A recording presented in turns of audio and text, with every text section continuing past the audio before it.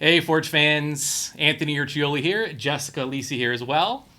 It's a nice wave. Thank you. Forge FC with a 3-1 win over Valour FC. They went down early, and then they came back scoring three unanswered to get the 3 points at home. Bobby Smyrniotis, post-match, talked about their start. Let's listen to what he had to say. I think in the first half, they were very good in the first 20, 24 minutes of the game. Then their goal comes, and I think, it comes out of, against the play a little bit. And I think that knocked us off of our feet for about 10 minutes. And something we talk about, if we want to do some of the stuff that we want to do on the pitch, we can't be phased when we get, hit maybe and go down early in the game. So I thought we were very good for the first 20 or 25 minutes of the first half. And then, the second half, I thought we were much better in the whole of how things look. And we've done a good job today. We come back from being down in a game. We obviously got a bitter taste from a few weeks ago when we lost a game as a team to Valour. So when you go down, it's a big thing on the character of the players to come back, put the performance in that they need, and what was tough conditions for both teams. What did you think of Bobby's assessment of Forge's first half? I agree. I definitely thought Forge was the dominant team within that first 20 minutes, as he mentioned. But I do believe that they were kind of slow in the final third. Valour was dropping back. They had that tight block. It was difficult to break down. Forge did a fantastic job at doing that. They were finding the gaps. Their movement off the ball was fantastic. It was just that final third pass that they struggled with a little bit. Obviously, Pacias' goal was fantastic. It was a great finish by him. But the cross that did come across was obviously lucky that it did deflect off of a defender. Again, all the power to Pacias. It was fantastic. Great finish, great volley. But yeah, definitely thought they struggled a little bit with that final third pass, but the build-up was fantastic. So Valor's bread and butter is that high press, and they force a lot of turnovers. Do you think Forge struggled at times in that first half with the high press? It was evident at times. Obviously, on the first goal, unfortunate giveaway by Borges. It was a double team, so obviously that happens. He did give away the ball right to their midfielder, who had a ton of time and space. Forge didn't really press as high as they could have in that moment. They gave them a lot of time, a lot of space to make a great decision, and obviously it was a great finish by Valour. Great ball in, great header. Definitely thought at times they did struggle with that high press. But overall, again, Valour did step out to give that high press at times, but they also did drop a lot, as was evident in the first half. So one of the keys to the match was to mark Moses. Moses Dwyer scored for Valour, so that didn't quite pan out. Luckily, Forge had enough offense to rebound. Forge did make some changes, and Bobby spoke about those changes during his post-game press conference. There's a few things. One is you look at tactical things, that Valour's played a couple of nights ago. In Ottawa, you can see a little bit of fatigue. Maybe we want it to be a little bit more vertical and quick in the way we attack, as opposed to spreading things out wide. At that point, something we thought about earlier based on the way things went in the game, but also you need to manage the players. They played 3 days ago, we're playing today, and in a couple of days we fly out to Calgary, and after that we're flying to Ottawa.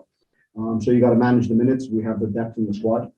So sometimes it's easy to move pieces around, and the guys that went in did an excellent job in not only keeping good tempo in the game, but a little bit changing the look that we had for the field, and I think that made it a little bit difficult for the opponents as well. Forge has faced a lot of blocks this year. A lot of clubs defending that way against Forge specifically.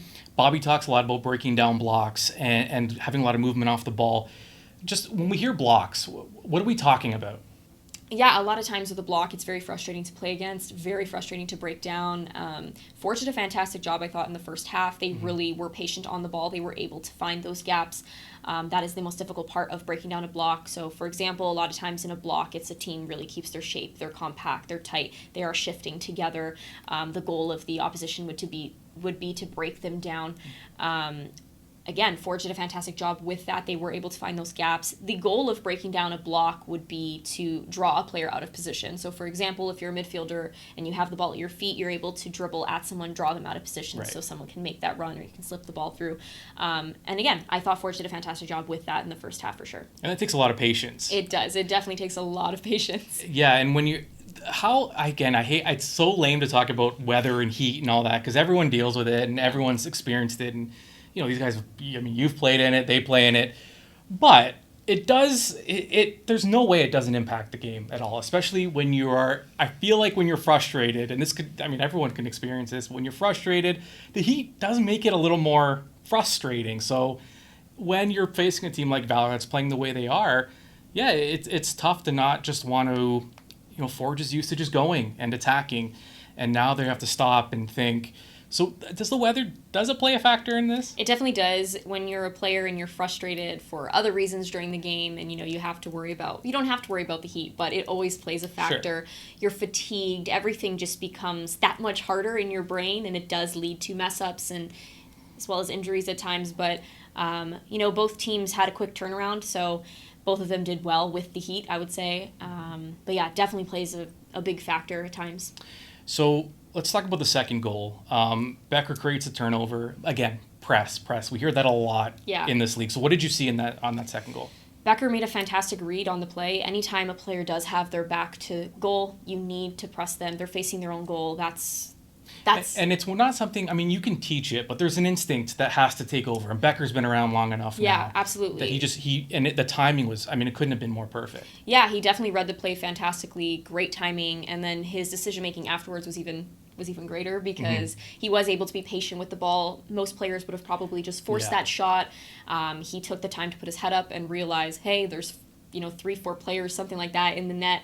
I'm going to find the open man in front of the net, and obviously fantastic finish. And that was impressive because we were even what's he doing? He's holding too long, and he made the perfect play. We talked about the changes for the second half. Terran Campbell came on. Bobby talks a lot about Campbell, and the goals aren't necessarily there. He was brought in to score a lot of goals. He's had some bursts, but a lot of talk about how hard he works in training, how hard he works off the ball, that he deserved these goals.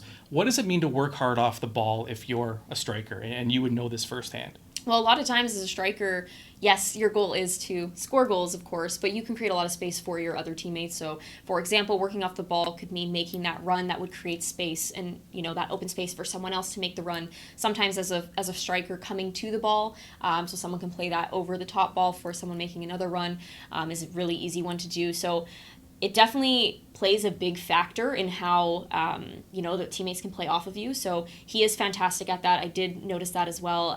He makes those smart runs, and that ends up creating a lot of space for his teammates to either go or, play that pass to another teammate. It is frustrating as a goal scorer to not score goals. You're in kind of a drought. It's easy to get in your head. So super happy for him that he was able to get out of that tonight. Yeah, the brace for Campbell. He had a pair, the second and the third.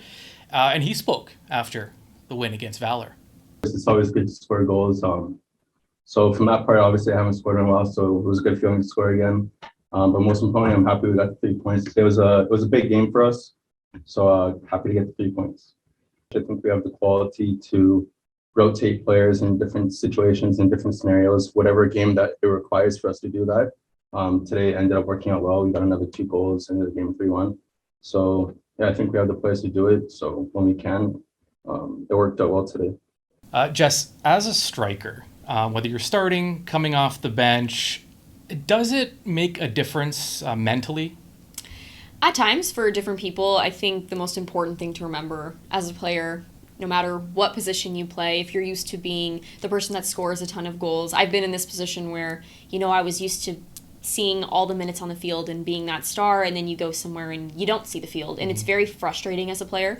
But at the same time, it's super important to remember you can't get in your head. You do play an important role, and if you are being put in, you have to go in there and crush it. And as you saw with the subs tonight, they did a fantastic job. Their efforts led to that third goal. You're fresh, you're able to really showcase yourself and your abilities, and you have to have that self-belief. You can't allow a coaching decision to have you on the bench. There might be a tactical reason. There could be so many different reasons coaches view things differently. So definitely just have to stay focused on what you bring and believe in yourself when you do go in. And it's kind of the cost of playing on a good team that's deep. If when you're winning and you're that deep, you do have to sacrifice a little bit of yourself for the greater good. Yeah, absolutely. And a team like Forge has so many fantastic players. There is that depth on the bench, so you know that whatever sub is coming in and whoever is going out, there is still going to be a massive impact. Which is fantastic, and that's not always the case. So yeah, so an opportunity for Forge now to move up in the table. Valour was behind them. Valour. I think they're called Valour. Valour Valour not able to close ground. So that's good for Forge. And then they play him against Calvary, who is in the top seed right now. And Forge has games in hand. So things are good. Short week. Hopefully when they play out west, it won't be as hot as it was. I apologize in advance. There's only so much deodorant one man can put on. Yeah, I can tell. Okay. We should wrap up there then. Next match for Forge is a midweek clash with their rivals, Calvary FC for Jess Lisi. Wave now. That's my cue. I'm Anthony Urciuoli. We'll talk to you soon.